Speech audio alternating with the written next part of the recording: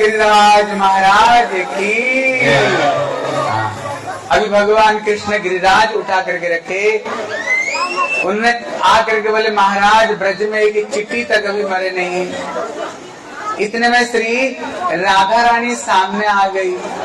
अभी राधा रानी को देखते ही कृष्ण तो डगमगाने लग गए। जब डगमगा, ए बात मत करो, ए माता बात मत करो। ये कुछ माताएं आती हैं प्रसाद का समय पर और जोर जबरदस्ती बीच में घुस जाते हैं। हरे कृष्ण। तो कोई सामने खड़े ही नहीं होना, चुपचाप बैठ जा। बोलो वृंदावन बिहारी लाल की जय जय श्री राधे श्याम। हरे कृष्ण। अभी सामने राधा रानी आ गई। अभी राधा रानी को दर्शन करते ही कृष्ण तो डगमगाने लग गए। इसलिए हमारे श्री प्रबोधानंद सरस्वती कहते हैं, बोले बंसी करान निपतितम स्खलितम शिखंडम। अगर राधा रानी एक तिरछी नजर से अगर वो देख लेना, किसको? कृष्ण चंद्र को देख ले तो कृष्ण कांप उठते हैं, कृष्ण का मयूरपख गिर जाती है, उनको बंसुरी गिर जाती है, कभी कभी कृष्ण स्वयं गिर जाते हैं। इतने में कृष्ण को हाथ में जो गिरिराज था, कृष्ण तो डगमगाने लग गए। इतने में सखा ने बोले कन्या तो किधर देख रहे हो? उधर उधर मत देखा करो, राधा रानी का तरफ पे मत देखा करो। लेकिन इस सामने तो राधा रानी आ गई। इतने में क्या क्या सखियों ने राधा रानी की शरीर को ढक दिया। शरीर को ढक दिया तो अभी कृष्ण को नजर में नहीं आई। फिर तो गिरिराज को धारण कर लिया कृष्ण। मैया बारंबार कृष्ण को मक्खन खिला रही थी, हाथ में मालिश कर रही थी, लाला के हाथ में कोई दर्द नहीं हो जाए। इतने में जितने सखा लोग थे ना, सबके सब डंडा टेका लिए, बोले कन्हैया कब तक तू गिरिराज धारण करोगे, थोड़ी सी तू चुस्ताई ले ले, विश्राम ले ले। कृष्ण बोले तुमसे ये गिरिराज नहीं टिके। बोले क्यों? क्या तू अकेला मैया का दूध पिया? हमने दूध नहीं पिए, हम भी मैया का दूध पिए, इसलिए हाथ नीचे कर ले, देख हम भी गिरिराज उठा सकते हैं। इतने में कृष्ण हाथ को जब धीरे धीरे नीचे करने लगे ना, गिरिराज तो नीचे आने लग गए, और जितने डंडे लगाए थे सब डंडे सब टूटना शुरू हुए। जब सबका सब टूटना शुरू हो गई, इतने में सखाओं ने बोले कन्हैया हमसे ये गिरिराज नहीं टिकेगा, तू ही ये गिरिराज को उठा ले। इसलिए कृष्ण गिरिराज को धारण करके रखे। जब एक दूत नीचे आकर के देखा, वहां तो धूल उड़ रहा था, वो सोच रहा था ब्रज में शायद कोई विपत्ति आ जाएगी। विपत्ति नहीं, ब्रज में संपत्ति है। क्यों? सबके सब कृष्ण को सामने एक सप्ताह तक भगवान को दर्शन करते हुए बड़ी आनंद ले रहे थे, प्रसन्न हो रहे थे। वहां तो होली हो रही थी, बोले आज ब्रज में होली रे रसिया, होली हो रही थी। जब उसने वापस गया, बोले बताओ ब्रजवासियों का सत्यानाश हो गया कि नहीं? बोले ब्रजवासियों का सत्यानाश ना, तेरा सत्यानाश। बोले मतलब क्या है? बोले जिसको तू बालक समझ रहा था वो बालक नहीं, वो तो कनिष्ठ अंगुल को ऊपर में श्री गिरिराज उठा करके धारण किया। हम कहते हैं ना कभी कभी, अरे ये मेरे लिए बड़ी भारी बात थोड़ी है, मैं तो उल्टा हाथ से कर सकता हूँ। उल्टा हाथ नहीं कहते, सबसे कनिष्ठ अंगुल पर कर सकता हूँ। बोले कनिष्ठ अंगुल नहीं, ये नख को पर में धारण कर सकता हूँ। श्री गिरिराज गोवर्धन है। बोले गिरिराज महाराज की। एक चीज वो समझो, देखो हमारे जो हिंदू लोग है ना, इनका हृदय बड़ा सरल है, बड़ा कोमल हृदय है, और जिसको तिसको ना ये भगवान मान लेते हैं, जिसको तिसको ये भगवान मान लेते हैं। नहीं भैया, देखा ना भगवान गिरिराज कैसे उठाए। कौन कौन गिरिराज गए हो परिक्रमा लगाने कितने घंटा लगता है? 6, 7, 8 घंटा लग जाती है, इतने बड़े गिरिराज गोवर्धन। लेकिन कृष्ण उसको कनिष्ठ अंगुल पर धारण कर लिया। जो भगवान कहते हैं हम भगवान भगवान, एक 10 क्विंटल पत्थर ला कर सर पर रख लो, सारे भगवान निकल जाएगा पीछे तुम्हारे। अब देखा ना भगवान कालियों को सर पर नृत्य किए, जहां पर पानी उबला करता था, ऊपर कोई चिड़िया तक भी नहीं जा सकते थे, आसपास में कोई पेड़ पौधा नहीं था, लेकिन भगवान काली के सर पर नृत्य किए। जो भगवान कहते हैं उनको मुंह में थोड़ा जहर देकर देखा कैसे भगवान, तो पता चल जाएगा। 3 बार ब्रज में आग लगी, भगवान ने 3 बार ठाकुर ने अग्नि को उन्होंने पान किया। अभी जो कहते हैं भगवान थोड़ा आग लेकर मुंह में ठोस लो, तो देखो इतने चीज समझो, भगवान कोई नहीं है, ये सबके सब बेवकूफ बनाने वाले हैं। हमारे भगवान तो भगवान राम है, भगवान हमारे से कृष्ण है, और कोई भगवान नहीं। और भगवान हमारे से नारायण है, भगवान श्री नारायण है, इसलिए कोई भगवान नहीं है। इसलिए इधर उधर की चक्कर में मत पड़ा करो। और दूसरी चीज समझो, आप बता सकते हो भगवान राम ये मरते जगत में कितने दिन थे? कौन बोलेगा? हाथ उठा। भगवान ये मरते जगत में कितने साल भगवान राम ने लीला की? हाँ, इनके लिए ताली बजाओ जो लोग बताए। भगवान राम 11,000 साल तक राजत्व की। एक चीज समझो, भगवान का कभी देखे हो मोच कभी है? उनकी कभी दाढ़ी देखे हो भगवान की? कभी भगवान राम को बूढ़े रूप देखे हो? मैया सीता की कभी बूढ़ी रूप देखे हो? अब बता भगवान कृष्ण कितने साल तक जगत में थे? बोलो कौन बोलेगा? 125 साल भगवान थे। कभी भगवान के रूप में बूढ़ा रूप देखे हो? भगवान की कभी दाढ़ी को देखे हो? राधा रानी को कभी बूढ़ी देखे हो? इसलिए शास्त्र में बताया भगवान का उम्र कितना होता है, बोले नव किशोर नटवर, मतलब 14.5 साल से कभी भी भगवान का उम्र ज्यादा नहीं होता। और राधा रानी जो सीता और हमारे से राधा रानी, इनके उम्र 13.5 साल से कभी भी ज्यादा नहीं होती है। इनको बताया किशोर उम्र है, जिसका दाढ़ी हो गया, बूढ़े हो गए, मर गए, हम कहते हैं भगवान, उसको पीछे भगवान बोल करके भागते रहते, उसको पीछे भगवान। भैया कलयुग है, बहुत भगवान ऐसे निकलेंगे, जिसको तिसको चक्कर में मत पड़ा करो। ये जीवन 84 लाख जन्मों के बाद में एक बार भगवान ये मानव शरीर देते हैं। इसी जीवन में भजन करके हम भगवत प्राप्ति कर सकते हैं। अगर जिसकी तिसकी चक्कर में पड़ गई ना, तुम्हारी जीवन गया, ये जीवन तुम्हारी सत्यानाश हो गई। केवल हमारे भगवान राम है, भगवान हमारे कृष्ण है और भगवान श्री नारायण है। और हनुमान जी कौन है? ये भगवान की परम भक्त है। शंकर जी, पार्वती, गणेश कौन है? ये सब के सब भगवान के सेवक हैं। ये भगवान की सेवक है।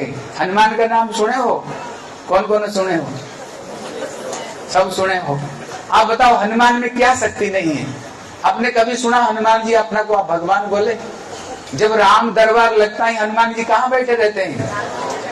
कहाँ बैठे रहते हैं? चरण में बैठे रहते हैं। हनुमान जैसे व्यक्ति, शंकर जैसे व्यक्ति स्वयं भगवान की चरण की सेवक बने रहते हैं।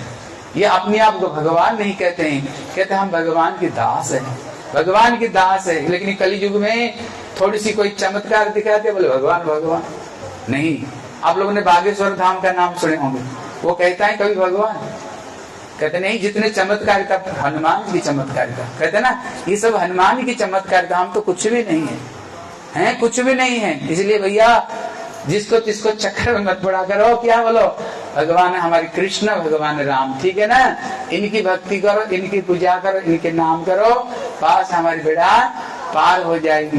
बोले श्री वृंदावन बिहारी लाल की जय। जय श्री राधे, जय जय श्री राधे, जय जय श्री राधे। इतने में इंद्र बड़े भयभीत होकर के जब देखा ये कृष्ण भगवान है, भयभीत होकर गुरु जी को पास में गए। उन्होंने श्री अपना गुरु जी को पास, बृहस्पति को पास में गए। बोले गुरु जी मेरे से गलती हो गई, मैं तो सोच रहा था कृष्ण कोई साधारण बालक है, ये भगवान है, लगता है मेरी इंद्र पद ही गया। बोले बेटा मैं कुछ नहीं कर सकता हूँ, चलो श्री पितामह ब्रह्मा जी के पास में। ब्रह्मा जी बोले तुमने सत्यानाश सर्वनाश कर दिया।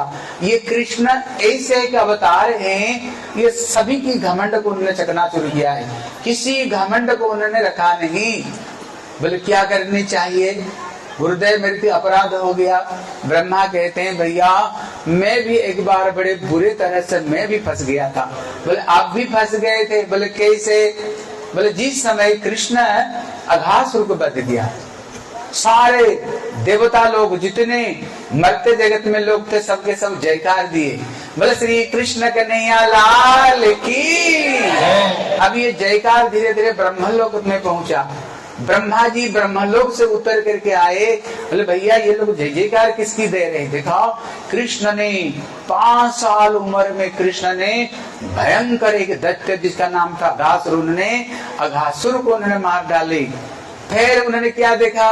एक ज्योति, उसकी सर फट करके एक ज्योति निकली, वो ज्योति कृष्ण का शरीर में समा गया। बोले ये बालक कौन है?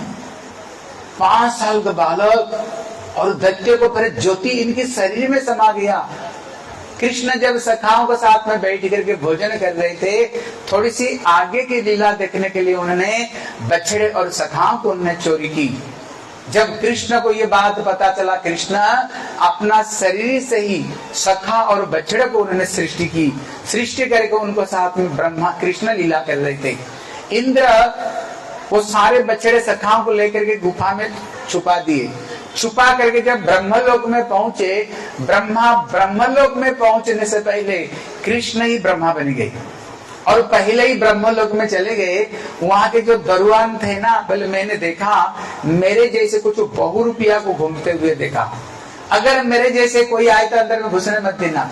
कृष्ण स्वयं ब्रह्मा बन करके ब्रह्मा के आसन को दखल कर लिए। जब असली ब्रह्मा वहां पर पहुंचे, जो दरबान थे ना उसके नौकर डंडे लेकर के ब्रह्मा को खदेड़ा, ब्रह्मा को खदेड़े। बोले तू कहां से आ गया? प्रभु सही कह रहे थे, मेरे जैसे कुछ बहुरूपिया घूम रहे हैं, हमारे प्रभु तो अंदर में बैठे, तू कहां से आ गया? ब्रह्मा देखा मेरे नौकर मेरे को भगा रहे हैं। भैया ब्रह्मा कौन बन गया? ध्यान लगाया तो देखा कृष्ण ही स्वयं ब्रह्मा बन करके ब्रह्मा जी के आसन पर बैठ गए। इतने में ब्रह्मा कांपते हुए गए और आए, और इसी मर्त्य जगत में हो गया 1 साल। 1 साल पहले जैसे प्रभु लीला कर रहे थे, देखा 1 साल बाद में प्रभु वैसे ही लीला कर रहे हैं, सखाओं को ग्वाल बाल को लेकर लीला कर रहे हैं। इतने में ब्रह्मा तो चकरा गए, बोले ये सखा बछड़े को मैंने तो छुपा करके रखा, क्या ब्रह्मा जी कृष्ण ले आए? फिर वहां पर गए, देखा नहीं, वो सबके सब मोह निद्रा में सोए हुए। फिर इधर आए, फिर वैसे ब्रह्मा जी ने सोचा जब मैं वहां जाता हूँ ना, वो लोग शायद यहाँ चले जाते हैं, अब जब यहाँ आता हूँ ये लोग शायद वहां चले जाते हैं। ब्रह्मा का 4 सर, तब एक जगह खड़े होकर दोनों तरफ में जब देखा जितने बछड़े सखे कोई साधारण नहीं, सब के सब चतुर्भुजधारी नारायण। आप ब्रह्म स्तंभ सब नारायण नारायण देखा। ब्रह्मा समझ गए ये मेरे बाप का ये बाप है। इसलिए ब्रह्मा जी कहते हैं ईश्वर परम कृष्ण सच्चिदानंद विग्रहम अनादिरादि गोविंद सर्व कारण कारणम। कृष्ण कौन है? सबका जो अनादि की आदि की जो आदि है, सबका जो मूल है, कौन है? ये भगवान कृष्ण है। इसलिए वहां पर लड्डू गोपाल है ना, वो देखने के लिए बड़े छोटे लगते हैं लेकिन बड़े खोटे हो। लेकिन हम लोग क्या करते जानते हो? घर में हमारे ठाकुर जी बैठे हुए, ब्रह्मा, मैं नहीं कह रहा हूँ, ब्रह्मा स्वयं कहते हैं ये सारे जगत का मालिक यही है। इनकी इशारा पर ब्रह्मा जी सृष्टि करते हैं, इनकी इशारा पर विष्णु पालन करते हैं, इसकी इशारा पर शंकर संहार करते हैं। इनकी एक एक लोम कूप में कहते जस्या प्रभा प्रभवतो जगत दंड कोटि कोटिषु अशेष वसुधाति विभूति विर्णम। ब्रह्मा जी कह रहे हैं, बोले जिनकी एक एक लोम कूप में एक एक ब्रह्मांड नहीं, अनंत करोड़ों ब्रह्मांड विद्यमान, ये भगवान कृष्ण। लेकिन हम क्या करते हैं, कृष्ण हमारे घर में बैठे हुए, लेकिन इनको छोड़ करके ना वो कौन सी देवी आ गई, वो कौन सा देवता आ गए, सब भागते रहते इधर उधर। भैया अब गीता पढ़ करके देखो, जैसे इंद्र को कोई चीज मांगो, शंकर जी को कोई चीज मांगो, हनुमान जी को कोई चीज मांगो, देवी को कोई चीज मांगो, ब्रह्मा जी कहते हैं, कृष्ण स्वयं कहते हैं जब तक ये कृष्ण आदेश नहीं देंगे, शंकर एक तिनका भी तुमको दे नहीं सकते हैं, हनुमान जी एक बूंद भी तुम्हें नहीं दे सकते, मैया को गांठ में कुछ भी नहीं है। देखा ना, ये इंद्र को देखा है ना, इंद्र पूजा बंद करवा दिया। इंद्र आकर के प्रभु के चरण में शरणागत हुई, लास्ट में नाक रगड़ना पड़ा, ब्रह्मा को भी नाक रगड़ना पड़ता है। शंकर स्वयं गोपी बन करके प्रभु की रास दर्शन करने के लिए आते हैं भगवान वृंदावन में। इसलिए भैया इनको साधारण तुम मत समझो, दुनिया का मालिक भगवान श्री बांके बिहारी, बस श्री बांके बिहारी लाल की। इसलिए ब्रह्मा जी हैं, फिर ब्रह्मा जी भगवान को स्तुति करते हैं। क्या स्तुति करते हैं? एक श्लोक सुन लेते हैं, क्योंकि ब्रह्मा जी हमारे आदि गुरु, आदि जो पिता है ना, भगवान से ब्रह्मा आए, ब्रह्मा जी से फिर कौन आए? नारद जी आए हैं, अब ब्रह्मा से फिर मनु महाराज, उनसे फिर 5 संतान, फिर 7 संतान, धीरे धीरे धीरे धीरे क्रम बढ़ते बढ़ते आज हम लोग आए। इसलिए हमारे जो मूल पितामह श्री ब्रह्मा, इसलिए उनको पितामह कहते हैं, क्योंकि उनसे ही ये जगत सृष्टि हुई। इसलिए उन्होंने बहुत एक अच्छी बात बताई। इतनी सी बात आज लेकर के जाओगे ना, जीवन में खुशी रहोगे। क्या कहते हैं वो? ब्रह्मा जी कहते हैं बोले तत्त्वानुकंपा सुसमीक्षमान भुंजामि एवात्म कृतम विपातम। ब्रह्मा जी कहते हैं अगर हमारे जीवन में थोड़ी मोड़ी कोई दुख कष्ट आ जाए ना, हम क्या करते हैं? दूसरों के ऊपर में दोषारोप करना शुरू कर देते हैं। उनकी वजह से ऐसे हुआ, उसने मेरे लिए ऐसे कर दिया, उसने मेरे लिए ऐसे कर दिया। ब्रह्मा जी कहते भैया कोई किसी के लिए कुछ भी नहीं करते हैं। अगर हम नीम का बीज बोएंगे तो वहां से कौन सा पेड़ आएगा? करेला का बीज बोओगे तो, आम की गुठली बोओगे तो, चीकू का गुठली बोओगे तो चीकू। जैसे तुमने बीज बोए हो वो कर्म का फल आ रही। रसोई बनाए हो? कौन कौन रसोई बनाते हो? सब बनाते हो। देखो आप देखना, कहीं घर में दाल रखे हो, कहीं चावल रखे हो, कहीं मसाला रखे हो, कहीं तेल रखे हो, कहीं घी रखा किसने? तुमने। जहां पर तुमने घी रखे हो, जब वहां हाथ लगाओगे क्या आएगा? चावल आएगा ना घी आएगा? जहां पर तुमने तेल रखा, जब वहां हाथ मारोगे क्या आएगा? क्योंकि तुमने वहां पर रखे हो। इसी तरह ब्रह्मा जी कहते हैं जीवन में जो कुछ आता है हमने जैसे करनी वैसे भरनी, हमने जैसे कर्म किया है वो कर्म का फल हमें भोगना पड़ रहा है। लेकिन कभी कभी क्या होता है, हम कभी कभी दुखी हो जाते हैं, कहते हम इतने भगवान की भजन करते हैं, ठाकुर जी हमारे साथ में ऐसे किया ये दुख कष्ट दे रहे। हम कभी कभी बोलते हैं ना, है कभी दुख कष्ट दे रहे। भैया यहाँ पर ब्रह्मा जी कहते दुखी मत बनो, भगवान की भजन करो, जो जीवन में आता है भोग करते जाओ। जितने अगर दुख आ रहा है मतलब है तुम्हारी पाप खत्म हो रहा है, सुख आ रहे हैं मतलब तुम्हारी पुण्य खत्म हो रही है। बताओ पुण्य खत्म करना चाहते हैं ना पाप खत्म करना चाहते हैं? पाप दुख दे करके ही पाप खत्म होता है, सुख दे करके ही पुण्य खत्म होता है। अगर कोई भक्ति करते हैं, अगर जीवन में कोई दुख कष्ट आता है तो किस रूप में ग्रहण करो? इसी रूप में ग्रहण करो। हमारे जीवन में बहुत बड़ी कोई कठिनाई थी, लेकिन चूंकि हम भगवान की भजन कर रहे हैं, ठाकुर जी थोड़ी सी हमें दुख दे करके ठाकुर जी हमारे दुख को दूर कर दिया। ठीक है ना, ये समझो। उसको पॉजिटिव रूप में मत लिया करो, है उसको नेगेटिव रूप में मत लिया करो। ठीक है ना। देखो मैंने हर साल सुनाता हूँ, एक समय दो भाई थे। एक भाई बड़ा नास्तिक, नास्तिक मतलब जो भगवान को नहीं मानता है, आस्तिक मतलब जो भगवान को मानता है। एक भैया तो दिन रात ठाकुर का नाम लेता है, भक्ति करता है, पूजा करता है। और एक भैया भक्ति से कोई मतलब नहीं, बल्कि जो भक्ति करता है दिन रात उसको टोंटिंग करता था। बोले क्या दिन भर माला लेकर हरे कृष्णा करते रहता हूँ? क्या ये ठाकुर नहीं पत्थर को सामने दिन भर बैठा रहता? बेकार, कोई काम धाम नहीं है, उसको हर समय टोंटिंग करता है। एक दिन दोनों का निमंत्रण आया, दोनों भाई जा रहे थे।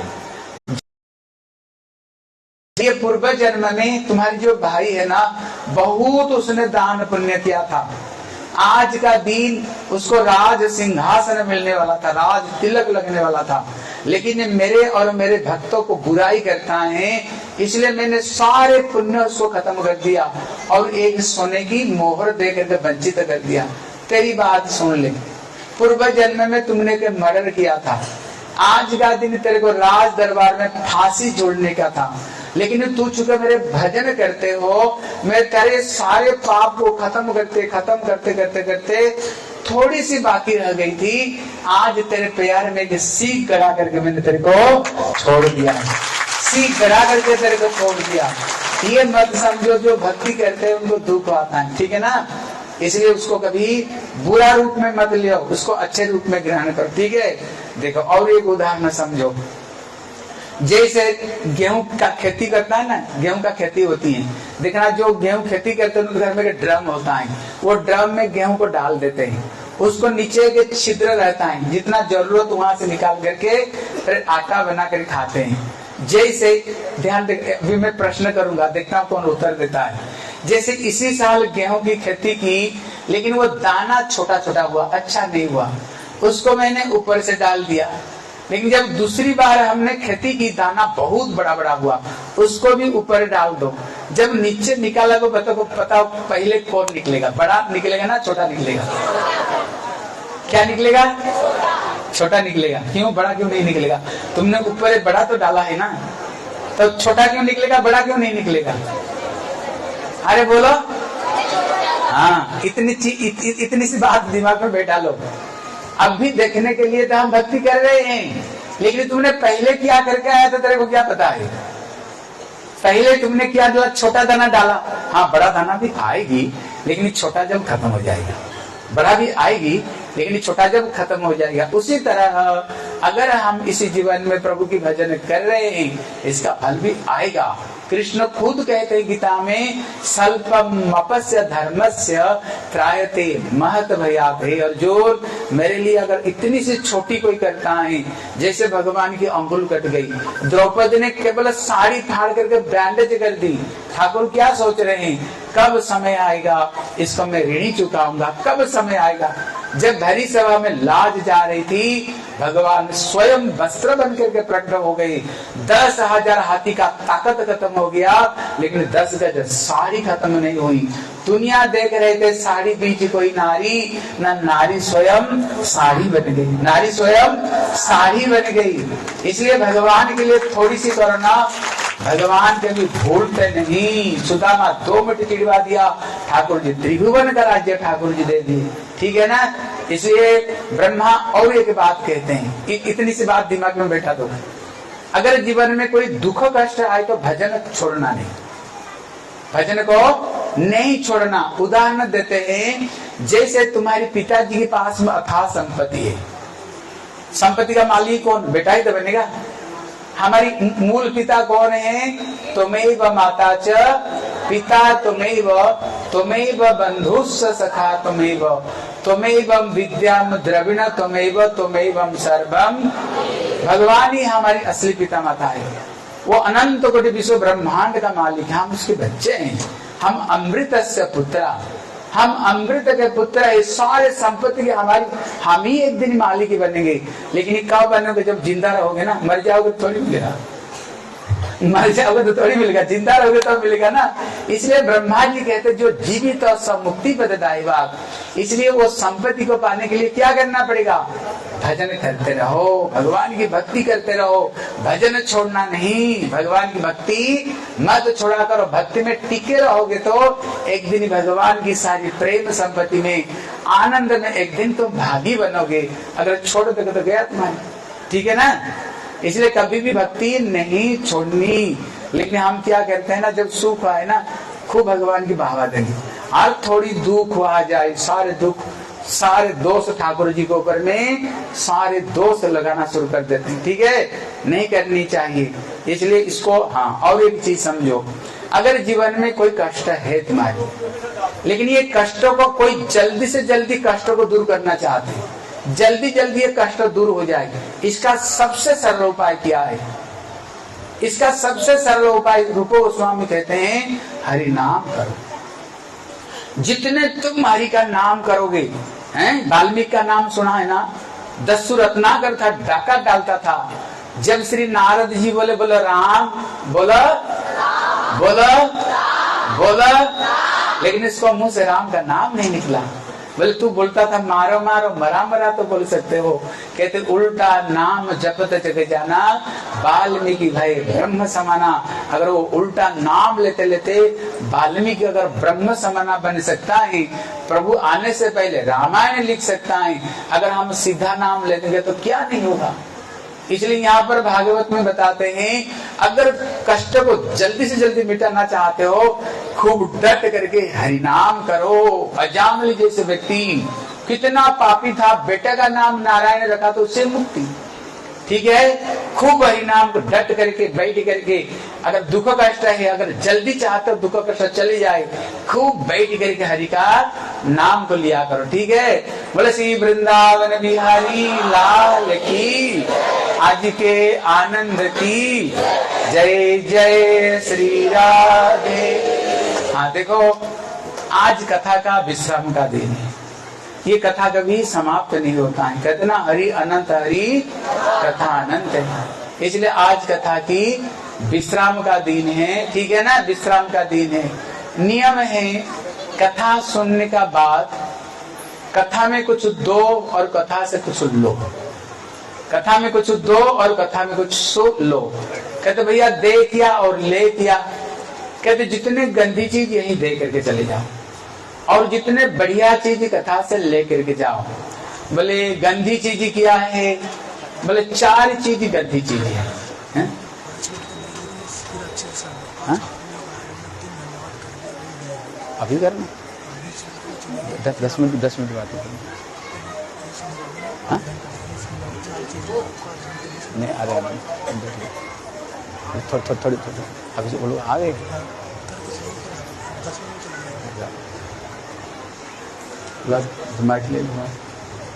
बोले गोविंद जय जय गोपाल, जय जय गोविंद जय जय बोल गोविंद जय जय गोपाल जय जय गोविंद जय जय गोपाल जय जय राधा रमण हरि गोविंद जय जय राधा रमण हरि गोविंद जय बोल गोविंद जय जय गोपाल जय जय गोविंद जय जय गोपाल जय। सभी एक बार प्रेम से बोलेंगे हरे कृष्णा हरे कृष्णा कृष्णा कृष्णा हरे हरे हरे राम राम राम हरे हरे। जैसे कि आज श्रीमद् भागवत का अंतिम दिवस है, कथा भी बहुत है अभी, परंतु और मौसम बारिश थोड़ा हल्का हल्का, अरे चिंता नहीं करो, हमने व्यवस्था सब कर रखी है, आज कल का जैसा नहीं होगा, घबराइए नहीं। पर इसमें बहुत सारी टीम ने हमारे साथ मदद की है, हम उसका क्या करेंगे अभी करेंगे, परंतु एक आरडब्ल्यू की टीम है, इनको कहीं जाना है, तो ये हमारे लिए हर साल जो सेक्टर 55 आरडब्ल्यू की टीम है, हर साल हर प्रकार की व्यवस्था कर रही है। ऊपर के रूमों की सफाई करना, बाहर की मैनेजमेंट करना, और कितने जगह से लोग आते हैं यहाँ, कितने सारे गेट है, 1 number gate, 2 number gate, 3 number gate, 4 number, 5 number gate. हमने इन लोगों को बड़ा कष्ट दिया है। मैंने तो रात को 10 बजे फोन किया प्रेसिडेंट जी, 11 बजे 12 बजे, तो इन्होंने जितनी सेवाएं की है हमारी, हम इनका हृदय से धन्यवाद करते हैं और गुरु जी महाराज जी के चरणों में प्रार्थना करते हैं कि ये टीम और उत्साह के साथ हमारा भी उत्साह बढ़ाए और हमारे जो कृष्ण जन्माष्टमी महामहोत्सव भगवान की सेवा में ऐसे ही भाग ले। अब ये टीम आई है, महाराज जी का स्वागत करना चाहते हैं, धन्यवाद करना चाहती है। ये टीम एक एक करके आएंगे, फिर महाराज जी थोड़ी सी कथा और करेंगे, फिर हम लोग होली का उत्सव होगा, आरती होगी, सबका प्रसाद होगा और फिर सभी लोग को जाना है।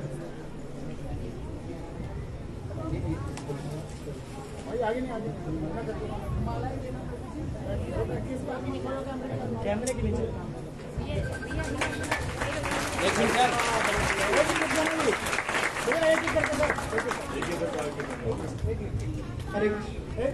सामने रखिएगा, सामने रखिएगा प्लीज, एक एक करके सामने रखिएगा। सेकंड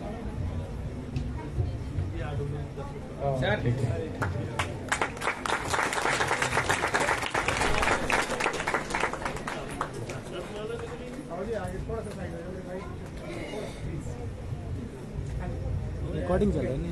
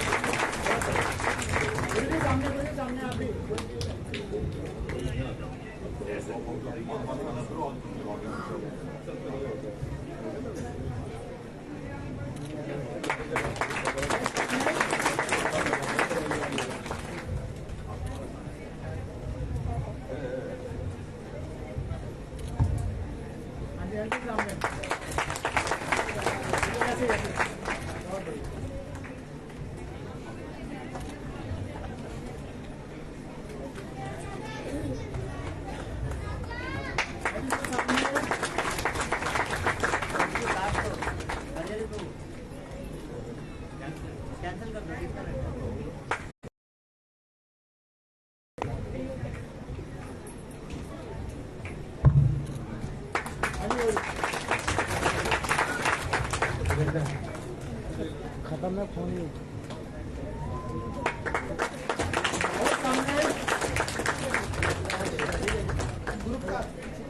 एक बार सारे खड़े हो गए, सारे खड़े लो।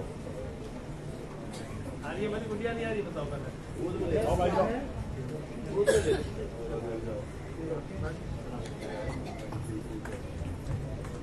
सर सामने प्लीज, सामने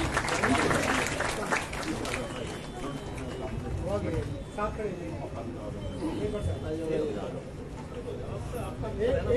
एक बार सभी सामने देखिएगा। बोलो वृंदावन बिहारी लाल की सारे बार याद रखो। जय श्री राधे। बोले जय जय श्री राधे।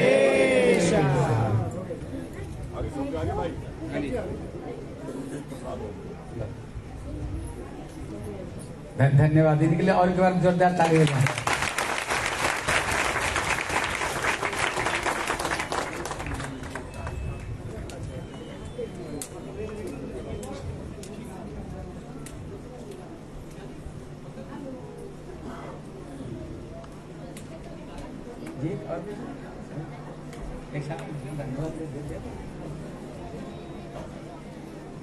हरे कृष्णा, बोला वृंदावन बिहारी लाल की, आनंद की।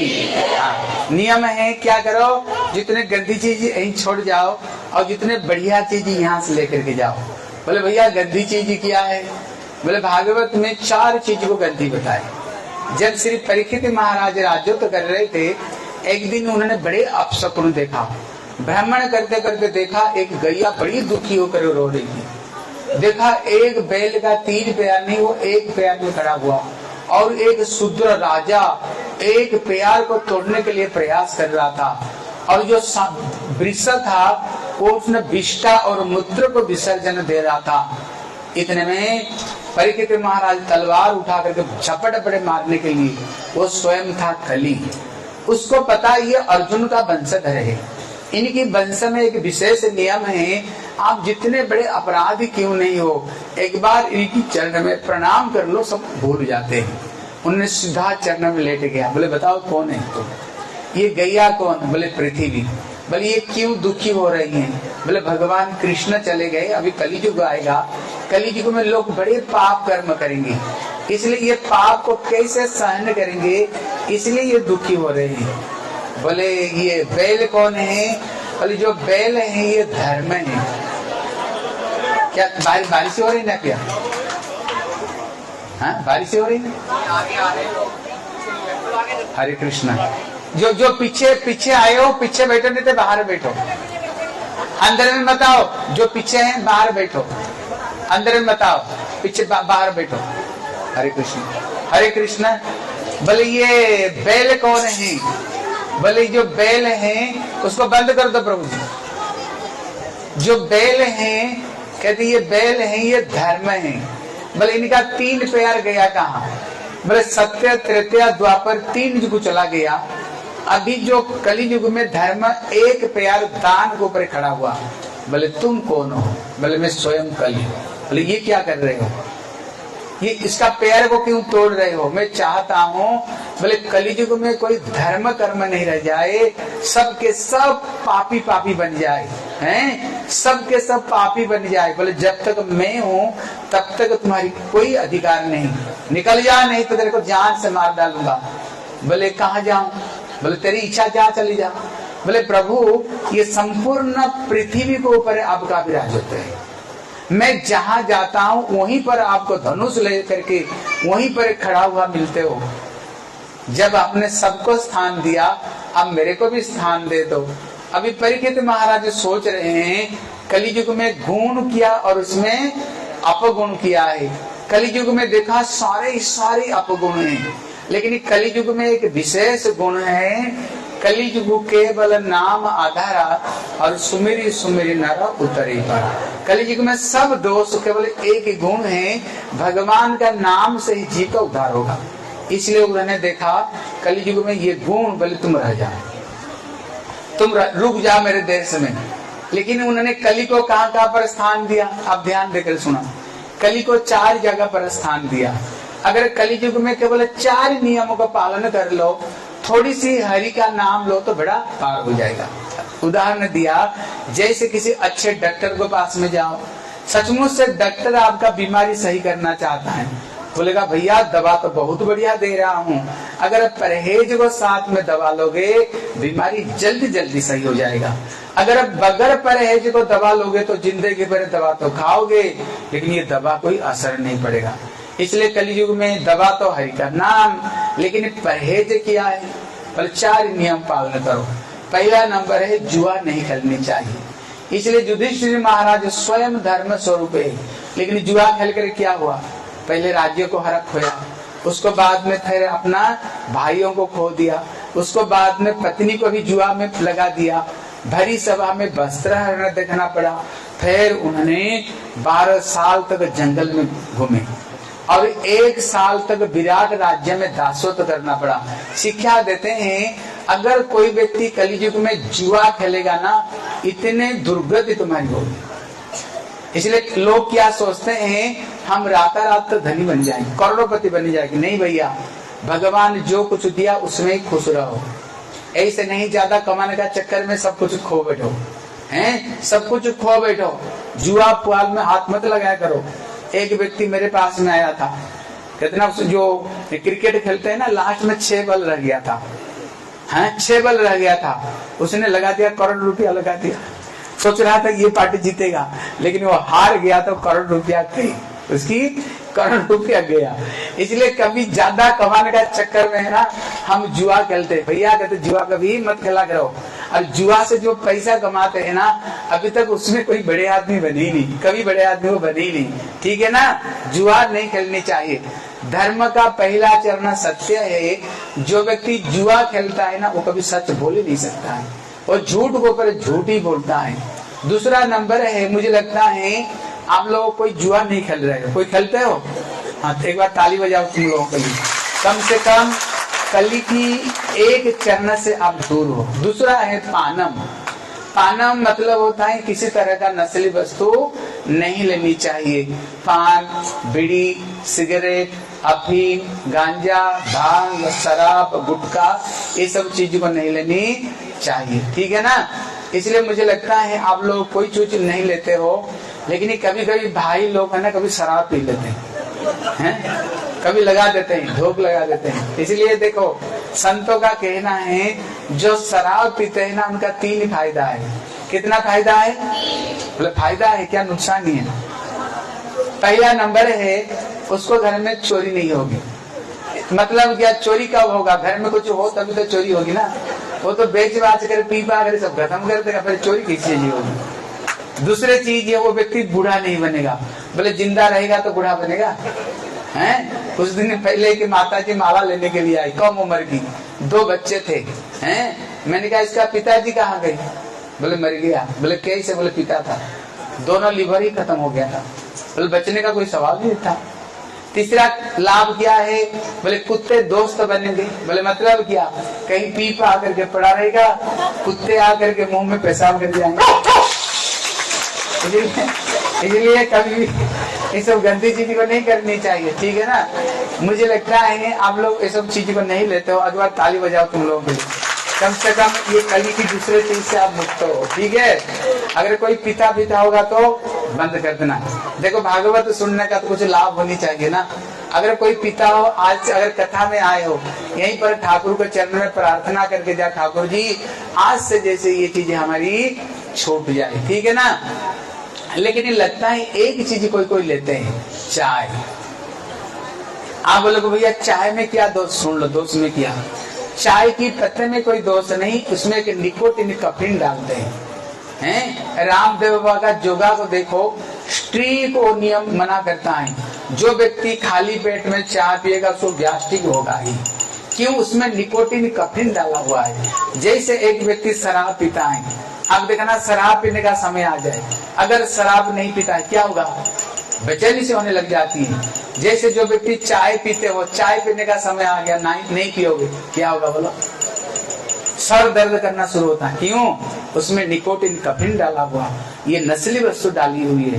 पहले भारत में कोई नहीं चाय पीते थे। ये अंग्रेजियों ने पहले अपना बिजनेस चलाने के लिए उन लोगों ने क्या किया, स्वयं बना कर पिलाए। ऐसे नहीं, बोले जो 1 कप चाय पिएगा उसको 1 रुपया, उसी समय में 1 रुपया का कीमत रहता था। लेकिन हम ऐसे है ना, अगर बिना पैसा का कोई जहर भी पिलाए ना, जहर पीने के लिए हम तैयार हो जाते हैं। पीना शुरू कर दिया, बाद में बोले 50 पैसा मिलेगा, फिर 25 पैसा।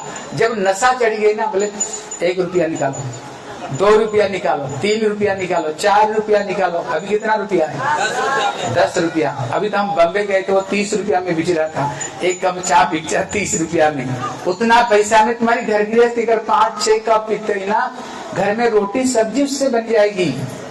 अरे दूध पियो ना, मट्ठा पियो ना, जहर को पी करके क्यों तबियत तो खराब करोगे? अंग्रेजियों का बिजनेस चला रहे तुम लोग, वो बेवकूफ बना करके चले गए। ठीक है ना। कोशिश करना हर्बल टी पियो, गोकुल टी, प्रज्ञा, ये सब अच्छी चीजें आती हैं, रामदेव बाबा का जड़ी बूटी मिलती है जो पीने से शरीर हेल्थ के लिए अच्छा, उसको पियो ना, पैसा देकर शरीर क्यों खराब करोगे, ठीक है ना। इसको करने से क्या होता है, हमारी तपस्या नष्ट हो जाएगी। तीसरे चीज है स्त्रियों, ये कली का निवास कहाँ पर, बोले स्त्रियों को ऊपर में। बोले कौन सा स्त्रियों को ऊपर में, बोले जो बगैर शादी के अवैध रूप में जो पुरुष स्त्री और जो स्त्री पुरुषों को साथ में मिलते हैं, वहां पर कली का निवास है। संसार करो, शादी करके अपना धर्म पत्नी को साथ में अपना संसार को निभाओ।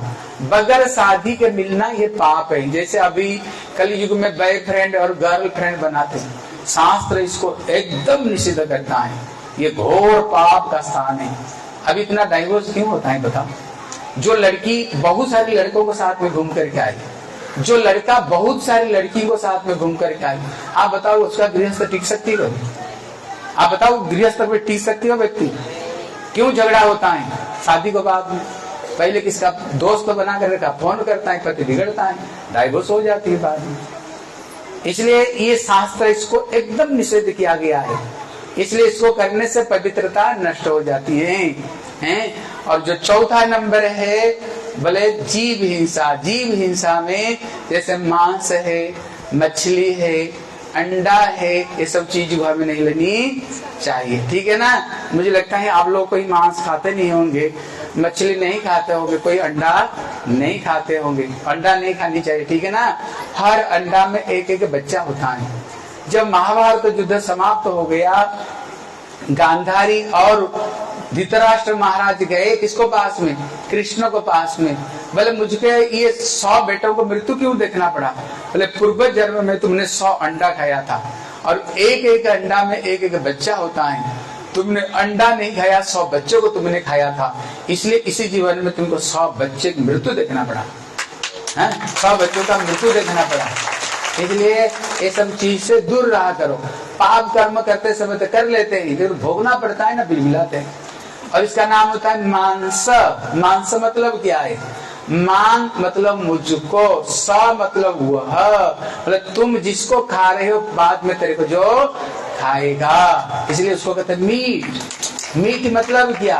मी ईट, उसको उल्टा दो क्या होगा? ईट मी, मतलब जिसको तुम खा रहे हो बाद में तेरे को जो खाएगा। इसलिए भागवत में बताया, इसी जीवन में जो जिसको काट कर खाता है, अगले जीवन में वही फिर उसको ही काट कर खाएगा। इसलिए पाप कभी अपना बाप को नहीं छोड़ता है, ठीक है ना। कोशिश करना इस सब चीज से दूर रहने के लिए, लेकिन तब भी कली संतुष्ट नहीं हुआ। बोले कहाँ कहाँ मैं घूमता रहूंगा, कौन जुआ खेलता है, कौन परस्त्री का मन करता है, कौन मांस खाता है, ऐसे एक स्थान दो जहाँ पर सब कुछ मिल जाएगा। फिर उन्होंने सुवर्ण में स्थान दिया। सुवर्ण मतलब होता है पैसा, उन्होंने पैसा में ये कली को स्थान दिया। बोले मतलब क्या? पैसा तो लक्ष्मी है, पर लक्ष्मी में कली का निवास कैसे है? लक्ष्मी के निवास में कहाँ है?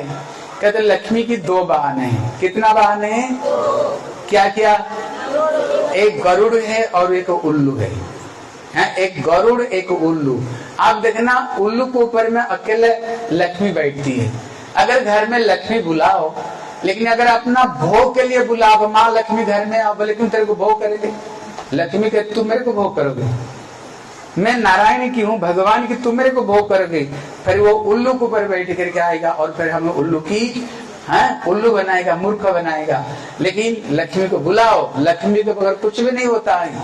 लक्ष्मी आप नारायण की हो, आपके बगैर ठाकुर का सेवा कैसे होगा? इसलिए माँ लक्ष्मी घर में आओ। फिर वो उल्लू के ऊपर बैठ करके नहीं, फिर वो गरुड़ के ऊपर बैठ कर आएंगे, वो गरुड़ के ऊपर बैठ करके आएगी। ये गरुड़ कहाँ रहता है? बोले वैकुंठ में। फिर तुम्हारी घर को घर नहीं, घर को वो वैकुंठपुरी बना देगी, घर को वैकुंठपुरी बना देगी, ठीक है ना। इसलिए हर पैसा को भगवान की भोग में लगा करके उसको व्यवहार करो तो घर में लक्ष्मी प्रसन्न होएगी। और हर चीज ठाकुर को भोग लगा कर खाओ। और जो लास्ट जो वस्तु प्याज लहसुन, ये प्याज लहसुन भी नहीं खानी चाहिए।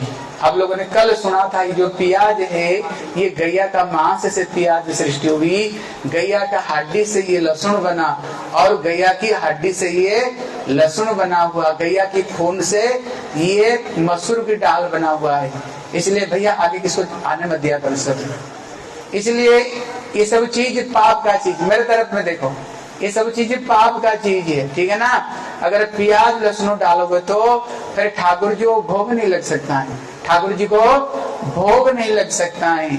इसलिए कृष्ण गीता में कहते हैं, ये अर्जुन भुंजन्ते तो अघम पापा जे पचन्ति आत्मा करना। जो व्यक्ति अपना लिए रसोई बनाता है, मेरे को बगैर भोग लगाए खाता है, वो पाप भोजन करता है। लेकिन यज्ञ शिष्टा से न संत मुच्यंत सर्वक्लेशई, जो व्यक्ति मेरे को भोग लगा कर खाते हैं, उनको घर में कोई दुख कष्ट नहीं आता है, भगवान खुद कहते हैं। लेकिन कब भोग लगेगा? जब प्याज लहसुन के बगैर रसोई बनाओगे तभी तो भोग लग सकता है ना, नहीं तो ठाकुर को भोग ही नहीं लग सकती है, ठाकुर जी को भोग नहीं लग सकती है, ठीक है ना। आप लोगों ने सुदामा का नाम सुने हो? कौन कौन सुदामा का नाम जानते हो? आप लोग टीवी में देखे होंगे, ये पहले गरीबी क्यों बना, फिर बाद में ये धनी क्यों बना, देखे कि नहीं टीवी में? जब गुरुकुल में कृष्ण सुदामा जा रहे थे, उनको गुरु माता ने सुदामा को चाना दिया था, बोले बेटा कृष्ण को दे करके खाइयो। लेकिन सुदामा ने क्या किया? क्या किया सुदामा ने? भगवान को दिया, वो छुपा छुपा करके खाए, इसलिए उनको दरिद्रता भोगना पड़ा।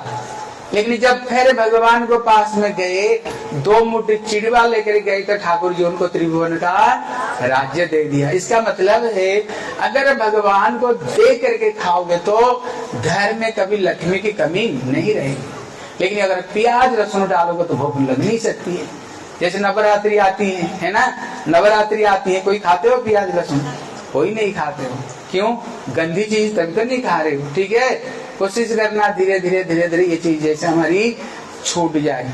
लेकिन कोई कोई व्यक्ति कहते हैं भैया प्याज लहसुन के बगैर स्वाद नहीं आता है। अब यहाँ पर रोज रोज प्रसाद पाते हो, स्वाद आता कि नहीं? अरे बोल रहा हाँ कि ना? या फिर जब कोई चीज भगवान को भोग लग जाएगा, उसमें अपने आप स्वाद अपने आप आना, स्वाद आने लगे, ठीक है ना। इसलिए भगवान को भोग लगा कर खाओ। कहते 4 चीज को तो छोड़ना है और 4 चीज को जोड़ना है। बोले 4 चीज को क्या जोड़े? बोले पहला नंबर एकादशी व्रत रखो। कल एकादशी है, कल एकादशी नहीं महाद्वादशी। कभी कभी एक एकादशी आती है और कभी कभी द्वादशी को साथ में जुड़ी हुई एकादशी आती है। जब कभी 2 एकादशी आए, आप पहला दिन एकादशी को छोड़ करके दूसरे दिन एकादशी को करो, ठीक है ना। इसलिए जो एकादशी व्रत कौन कौन रखते हो? लगता है यहाँ पर तो बहुत भक्त है, आप लोग ज्यादा रखते हो। जो लोग एकादशी नहीं रखते हो, कल से एकादशी को पकड़ लो। इसलिए एकादशी को बताया ये कल्पतरु व्रत है। कौन सा व्रत है? कल्पतरु व्रत मतलब क्या? आप लोग अच्छे तरह से सुनो, दूसरों को भी समझाना। जैसे कल्प वृक्ष को नीचे बैठ करके आप जो मांगोगे, कल्प वृक्ष वही दे देता है। इसलिए हर एकादशी का अलग अलग नाम है। एक एकादशी का नाम पुत्रदा। पुत्रदा मतलब क्या? जिनके घर में पुत्र संतान नहीं होता है, अगर वो एकादशी करो ना, घर में पुत्र संतान जन्म होगा। देखो आपकी मैं की सही घटना सुना रहा हूँ। कुछ दिन पहले हम लोग उत्तरांचल में कथा करने गए थे। जब मैंने एकादशी कथा सुनाई, वहाँ पर एक डॉक्टर था। बोले बाबा मैं कुछ सुना? बोले बताओ। बोले बाबा सही मैं बता रहा हूँ। 1-2 पति पत्नी की 15 साल तक बच्चे नहीं हुए, तो उन्होंने हॉस्पिटल में वो काम करता है। हॉस्पिटल में उन्होंने परीक्षा करने आए, क्यों बच्चा नहीं हो रहा है। डॉक्टर ने परीक्षा करके बताया, बोले देखो तुम्हारी पेट में ऐसे कुछ स्थिति, तू कभी जिंदगी में मां नहीं बन सकते हो, कभी जिंदगी में तो मां नहीं, ये सब चीज है ही नहीं तुम्हारे पेट में। बड़ी दुखी हो गई। वहां पर हमारे गुरु जी के एक शिष्य था, बोले माँ एक काम कर सकते हो? बोले किया है? बोले पुत्रदा एकादशी व्रत रखो। ये पुत्रदा मतलब जिसकी पुत्र दान करते हैं। उन्होंने एकादशी व्रत रखा। जानते हो क्या हुआ? 15 साल के बाद में उसको गर्भ में बच्चा आया। जब गर्भ में बच्चा आया, फिर हॉस्पिटल में गई। बोले आप कह रहे थे मैं कभी मां नहीं बन सकती हूँ, मेरे बच्चा आया। बोले तुमने किया? बोले इसी डॉक्टर ने मेरे को एकादशी की बात बताई थी, मैंने ये एकादशी व्रत की। उसका पेट में जांच किया तो देखा, जानते हो क्या था? एक साथ में एक बेटा और एक बेटी एक साथ में गुजर गया। ये सही घटना है। अभी नंद बाबा के घर में बेटा नहीं था, उन्होंने बहुत कुछ किया था, घर बेटा ही नहीं हुआ, लेकिन जब उन्होंने पुत्रदा एकादशी की, कृष्ण स्वयं आए। क्योंकि जो एकादशी भक्ति की माँ है, भक्ति की ये माँ है, इसलिए एक एकादशी 15 दिन में एक एकादशी, अलग अलग नाम है। एक का नाम है इंदिरा, इंदिरा मतलब लक्ष्मी। अगर वो एकादशी कोई करता है ना, घर में माँ लक्ष्मी की बड़ी कृपा आती है, घर में पैसा की कमी नहीं होगी। एक एकादशी का नाम अर्णता, जिसको करने से तुम्हारी घर में कभी भोजन की कमी नहीं रहेगी। एक एकादशी का नाम विजया, जिसको करोगे तो सब जगह में तुम्हारी विजय होगी।